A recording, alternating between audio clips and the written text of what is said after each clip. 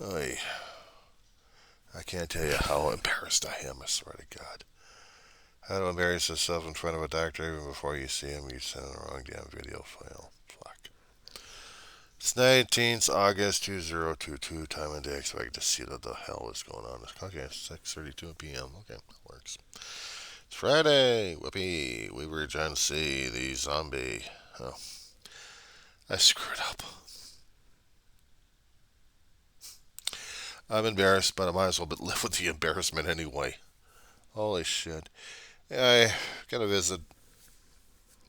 video visit with a shrink, a therapist for my insurance company. And usually they want you to have a list of all the gripes and grievances. Well, I sent them a video about almost 15, 20 minutes worth of it. But I sent them a different video concerning about last night's situation. A 3-minute response.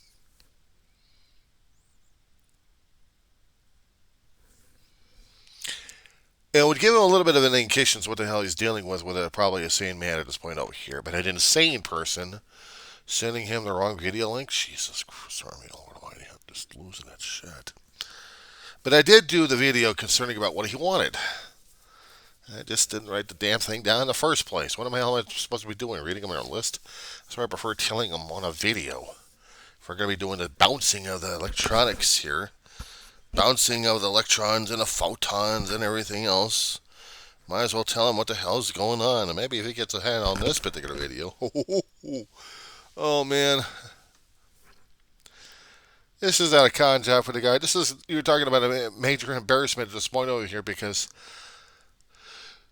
it's not that I wanted to become perfect at this point over here. I just wanted to get it done, get it over with, send it over to him, not stress out, not go into depression, not go into any kind of mode except just relax. What do? I fuck it up. There is human. No, get Johnny on a keyboard. He'll fuck things up. Shit. My mother called me tech support a long time ago when she was still alive and running her business. When she was doing the big bookkeeping income tax business out of her home, she wanted me to be her tech support. She and I both knew how to punch buttons. She just didn't know how to navigate the system. I hadn't taken any technical classes, and yet here I am using a mouse and scrolling through the files and scrolling through the folders and trying to make sure that everything else is running right. Somehow I became her tech support, her Johnny on the spot, her data entry specialist, her receptionist. I mean, a woman practically trained me into something. I'm grateful for her for that one. So naturally, I can get comfortable with a computer. I can try being uncomfortable with a computer if I wanted to, but I got used to technology so much. Might as well be a damn Borg. Or a hell of a lot. And what pisses me off is I can't even tell her that right now as it is. This is one of the major regrets when it comes down for grief and depression and everything else that goes along with it. That you start up coming with these damn things popping up in your head, and you're feeling the memories, and you're feeling everything else, and it's gut wrenching actually. Sometimes pisses me off. It pisses me off that I can't tell her, and I can't even tell my big brother how the hell I feel these days. I suppose that they can automatically see through their spectral eyes, through that special vision of theirs, or something like that, and see how the human heart's doing, how the hell the soul is doing at this point over here, how the mind is doing at this point over here. But having a hell of a time trying to communicate anything to me, because there's always this dimensional barrier that us mortals and immortals have, except through seances. No, I'm not going through that damn ghostly, scary stuff. Don't thank you very much.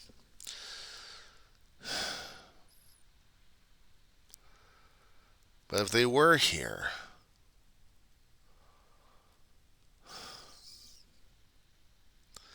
I know Ma will be on my ass sometimes for the place not looking its best. This place is a dump. With the depression and the grief kicking in left and right,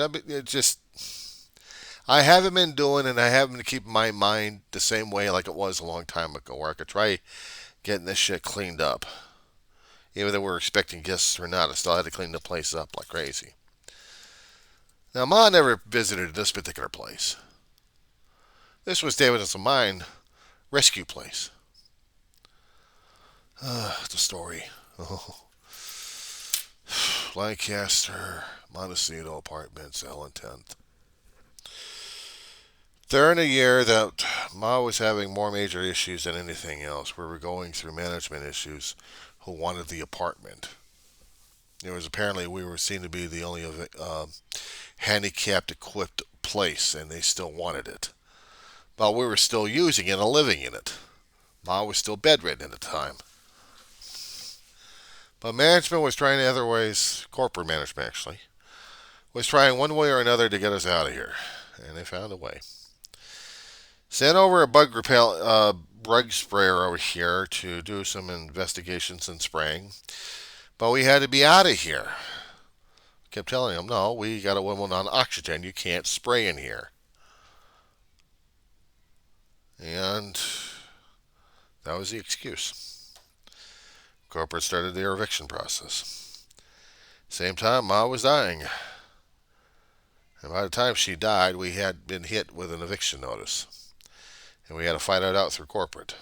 We had to fight it out. And we had to fight the corporate at the time, and took him to court.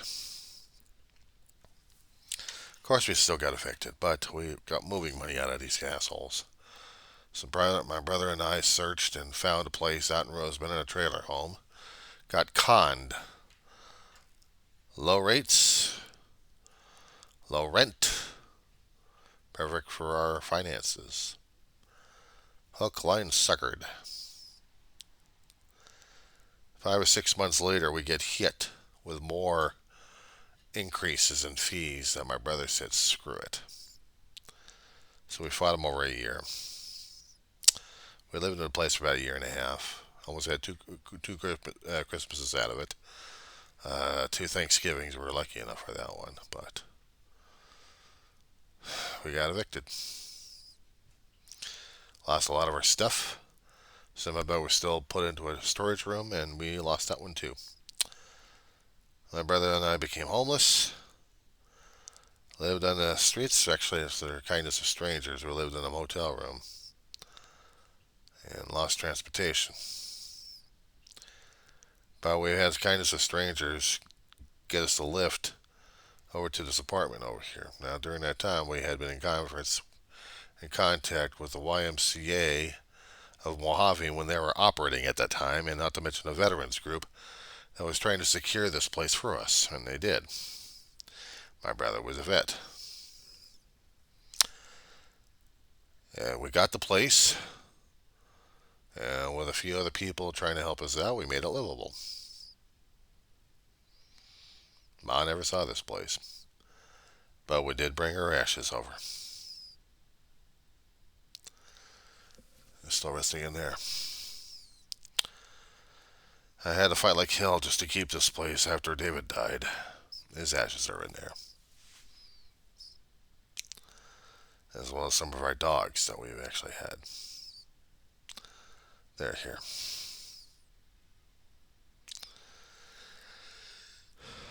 I've had a hell of a run. Hell of a life in this place. And yes, at times I felt like I'm chained to it, because I am emotionally attached. If we were able to stay over at the Montecito Apartments and not have the issues, I'm not quite sure if my brother and I would have been able to stay over there or not longer. Because the room that we had, maybe we could have rented it out to somebody else who would probably help us share the rent. And that during that time, I was still fighting for Social Security disability because I got injured on the damn job. You try having a tire fall on your face and injure your back and neck and give a real psychological hell. Broke the box of Pandora in my head and all hell broke loose. Things do that to you, especially when you're thinking about life and death during that time. Really wreaks havoc with you. So I got the disability. I'm still dealing with it. I can't go out and visit the places I used to because I get emotionally crippled. There are a lot of places in this Antelope Valley that my brother and my mother and I had visited through our brief tenure through life, or their tenure of life in this place, and made a lot of an impact. And it's hard as hell to deal with that, too. Real hard. Oh, we can go back to San Fernando Valley at one time. I mean, my brother and I did that. We did it a couple of times anyway, when we actually had transportation and then had to depend upon public transportation. But it just wasn't the same when we moved the hell out of there. I mean, we lived in the San Fernando Valley for about between 1968, which was 2 years of my life, all the way through 2005, which was close to 40 or 50? 40, I think. And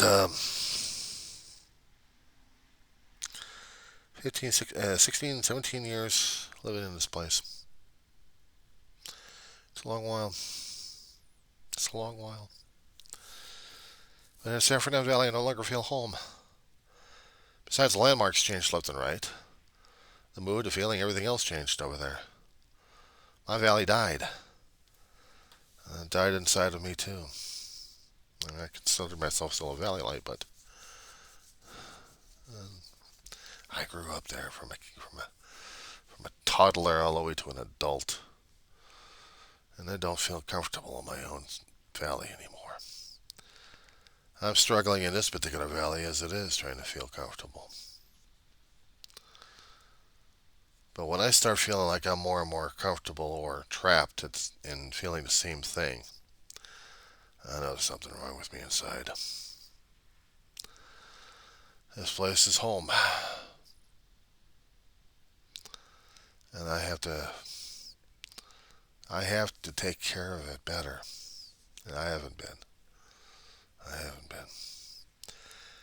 I was taking care of myself a hell of a lot better when David was alive. When he was alive. And of course, he may have been sick, but, his back gave him problems, his knees gave him problems, PT was giving him hell left and right. Depended upon a loan shark. And they also had somebody else as a social media shark sucking his life out. Pretended to be his wife. Had this damn game going on, sucking him financially left and right. Old Johnny Boy's got to be in there just to hold his hands through the shit, and couldn't convince him to get out of the damn crap. And I had to deal with her after he died. And she was sucking on my morrow until I got that damn Baron off my ass. Wife my ass. I'm stuck in this country. Get me out of here. Get me out of here. But, honey, you're supposed to be over here, but you didn't come over here. You made the decision. You made the choice yourself getting over there, and now you depended upon us for your life support. But, honey, you're family. You're supposed to. Fingernails on a blackboard, digging into the damn skin at this point over here. I'm supposed to be a brother, and I'm supposed to get every damn money, and she still doesn't come over. Did this shit for about 2 or 3 years, and never happened. And he died, and she never came back. She never came. And she was still gunning for me. My brother! No. Shit. Every contact gone. That's it. Enough. Even family members have to amputate, unfortunately. And we amputated. I amputated it. Credit I still got to build upon. My own life I still got to get established. And this is during the process when I'm still trying to grieve and then COVID is knocking my ass out left and right. I mean, I hadn't been affected by the damn bug, except I had been affected by everything else that was being affected by the damn bug. You know, isolation, masking at this point over here, not going to school, dealing with everything else on a damn computer, and then the emotional onslaught of dealing with the depression regarding the situation, but also, how about missing the fact that I was still grieving and mourning for my brother? You talk about the anger issues at this point over here? It's like, who or what do I be angry at? How do I display that? Am I supposed to be getting it off my damn chest? Nobody. So yeah, bottled aggression. Bottled aggression. We haven't throttled anybody. We haven't killed anybody yet.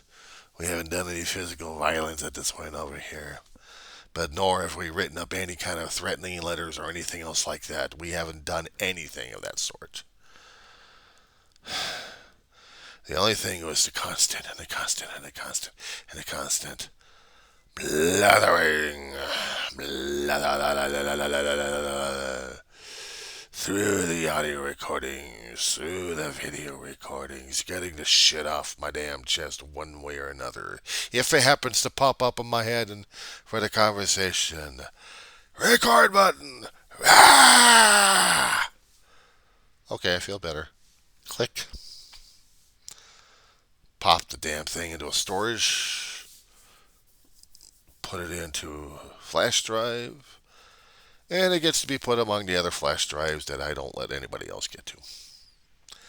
Not to mention all the damn videos that I keep posting out there on YouTube, and save, file, forget. It's out there, I don't give a shit. So I get it off my damn chest. I work on it. I talk about it. It's the only thing I can do. It's the only thing I have been doing right now is talk, talk, talk. I hardly ever talk to the neighbors concerning about my emotional state at this point over here. I haven't talked to any professionals just yet. Until 1 o'clock tomorrow. Where I get to have a nice, charming conversation with a marriage family therapist at this point over here.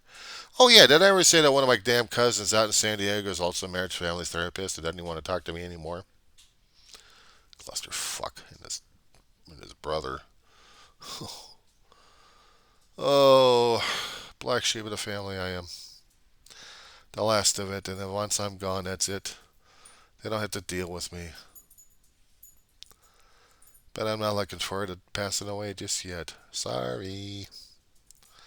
I'm dealing the shit I can deal with right now as it is. And if it's not somebody else's expectations, I really don't give a hoot. Because I'm trying my best and dealing with what I've got right now as it is. What else can I do? I mean, come on. This is driving me nuts. Pretty surely I'm going to have a dog look at me and say, I need to go out. So I got to bring the dog outside in a fucking 100-degree heat. Even at this time of the day in Southern California, we're roasting our asses off in the Antelope Valley. No, she must be obeyed, must go out. This must be allowed. I took a nap a while ago, so I'm lucid enough. I still feel like shit. I still feel like depressed. I'm not grieving as much. Her food's still down there. Let her eat the damn stuff. And if she doesn't, I'm picking it back up, putting it in the refrigerator, and put it back in the morning. If she don't like it, I don't give a flying fuck. She's still got what? She's still got dry. She's still got water. So technically, she should be fine on that. She's just a stubborn brat. She's a spoiled brat. That's my brat dog for you. She's a princess. Oh, God. Other than that, how the hell am I doing right now? Besides fucking up on a damn video? Shit. The fuck was I thinking? Well, what the fuck was I thinking at that time? Jeez, come on.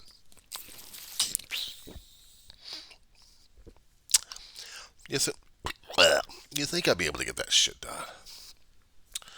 And get it done and over with. You know, you think I'd be alright with it. I'm not.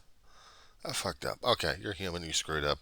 Sent the corrected video over to him. Okay, it's enough kicking my ass at this point over here. I'm an expert at kicking my ass. 30 frickin' years kicking my ass over one lousy collegiate mistake. Yeah, I went to college. That was my collegiate mistake.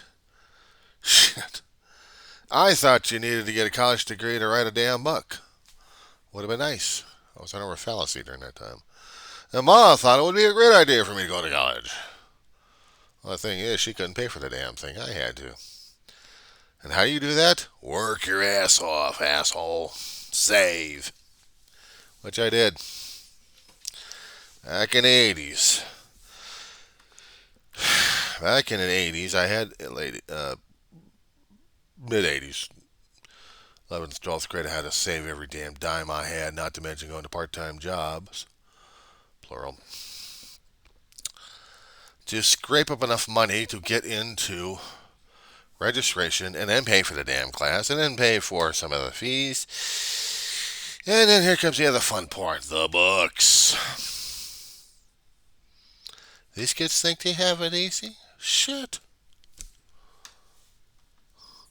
If I could do a Jewish joke at this point over here. I sound like I don't know. It's a cultural thing. I don't think I want to insult any more people about that one.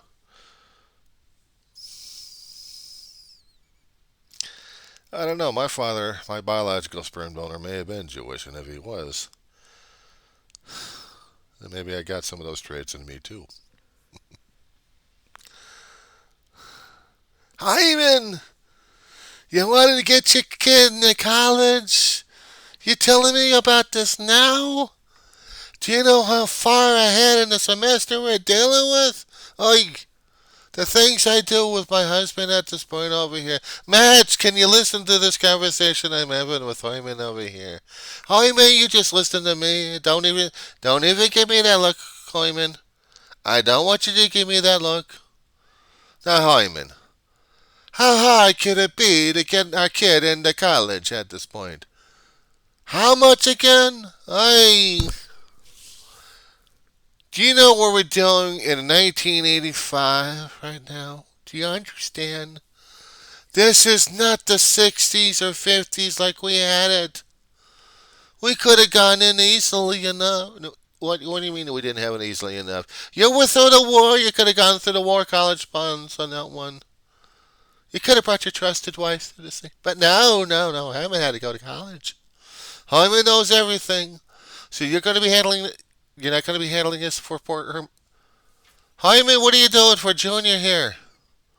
What are you doing for Junior here?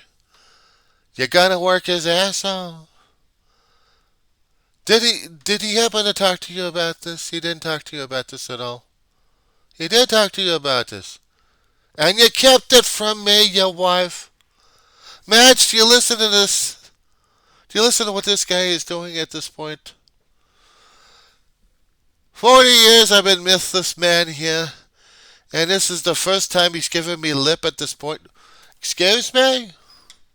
Excuse me? There's going to be no niches for you tonight. Don't even talk to me about it. Just get out of here already. Just go and watch your television. The football's right over there. What do you mean? It's baseball season. Madge, do you listen to this thing? Do you got your canoodles going on? Okay, let's have a dish of this.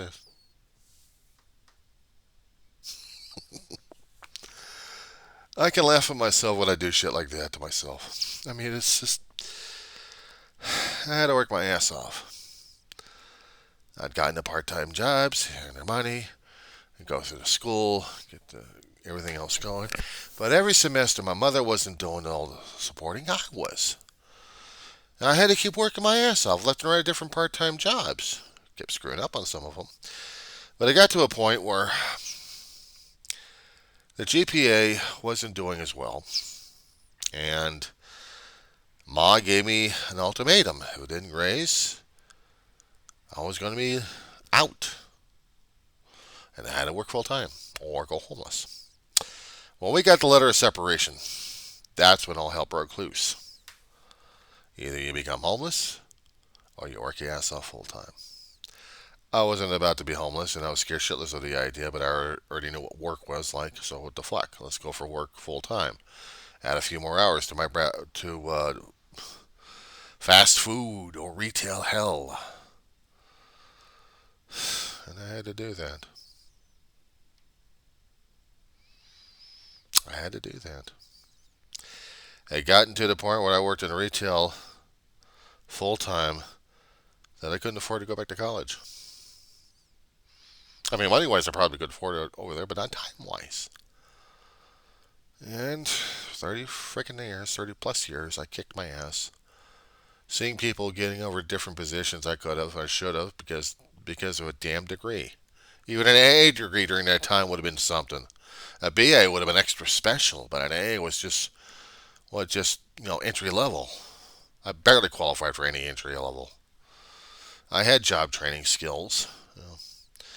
Try through this, try through that program, get to job training. Learn how to do transcription, learn how to do medical billing and coding, office work. I busted my ass for over 30 frickin' years.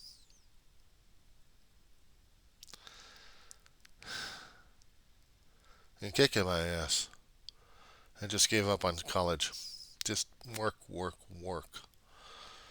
Keep the roof over the head, keep the food coming in, keep the bills paid. In order to do that, work, work, work. And some days when you actually were allowed to enjoy yourself, you enjoyed yourself. And other days, you worked your ass off. Didn't matter what you were doing. Either helping your mother out with her business, or you go to different jobs, temporary or permanent if you're lucky enough, and work your ass off. We went. It went. You get in one particular job for several years. Company goes through changes. Next thing you know, you're out the door. But during that time of getting out the door, you're yelling and screaming your head off at management. Head pops. Stress goes crazy. And you scream at management. You scream at security. Become a screamer.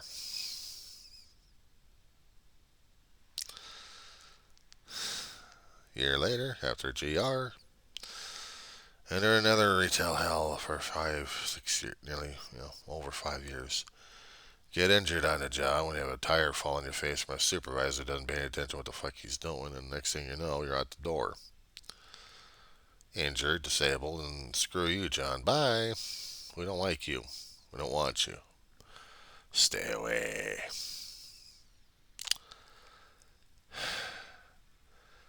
And if I happen to go past the damn place, I'm going to get myself sick to death.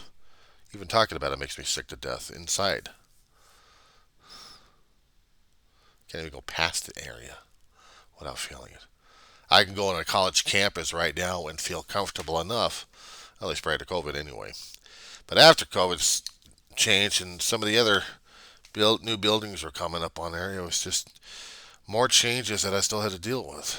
And last semester was tough. I had to deal with all the less students, less teachers, more buildings, newer ones being built, and the feeling of emptiness. Emptiness. I felt sick to my stomach during that time too. But I kept going. This semester, dealing with the damn bugs going out of control because my emotions were out of control, and I couldn't even get myself in control. Not even a day before class. I had a drop this semester. few hours before I was supposed to leave home.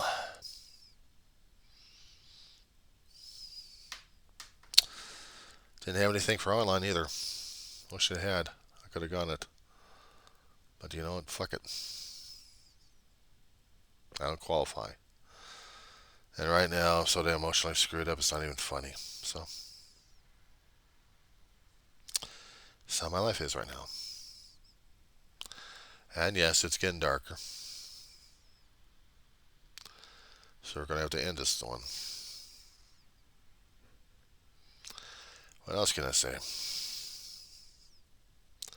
I screwed up. I don't know what the hell I did. I don't know what I did. I mean, the accident wasn't my fault concerning a tire drop. Disability wasn't my fault because of the back and neck situation or the nightmares that happened. It wasn't my fault for the family dying on me and I didn't even realize it. Next thing I know, I'm alone. I'm alone with my dog. And hardly anybody around here that I know have also been through the damn shit I walked through regarding the grief shit. Don't want to talk to me about it. But I still harbor a stupid ass assumption that it's still my fault. Like everything's my fault.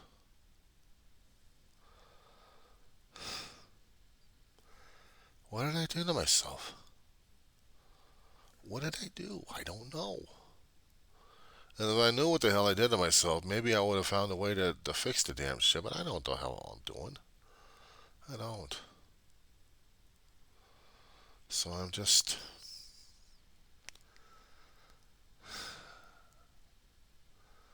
I don't know what I'm supposed to do right now, to tell you the truth. Honest to God, I don't know. And if I knew, I'd do something about it, but I haven't. The dog keeps brays and cries and whines and can't get himself out of the damn mud patch. When all around him he's got solid ground.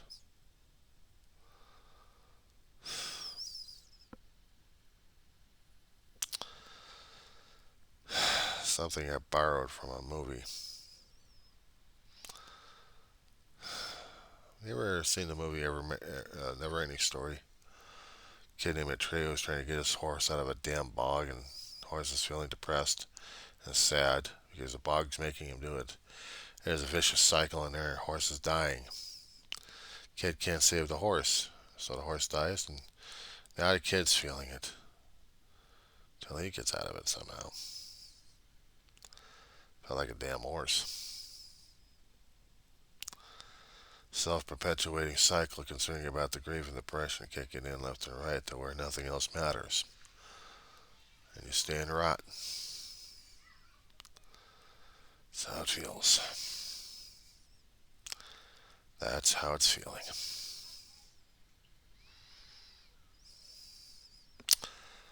Anyway, I guess that's enough depression right now as it is. We'll see what happens later on in life.